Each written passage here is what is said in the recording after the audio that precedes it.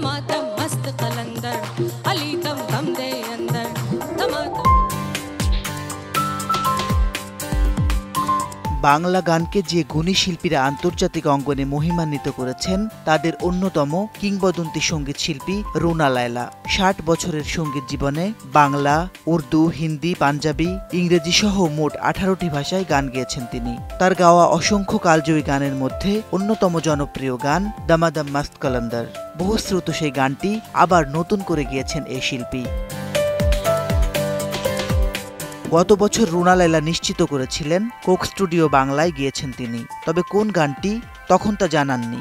অবশেষে ১৪ নভেম্বর প্রকাশ পেয়েছে টিজার। আজ সন্ধ্যায় আসবে পুরো গানটি।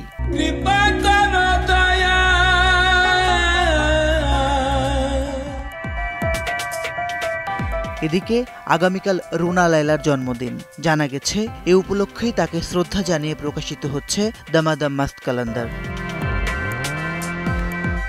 এছাড়া রুনা লায়লার জন্মদিন উপলক্ষে প্রকাশিত হচ্ছে তাকে নিয়ে লেখা উপন্যাস মায়ার সিংহাসন। আব্দুল্লাহ আল মুক্তাদিরের উপন্যাসটিতে উঠে এসেছে বাংলাদেশে রুনা লায়লার আগমন, সংগ্রাম ও কিংবদন্তি হয়ে ওঠার গল্প।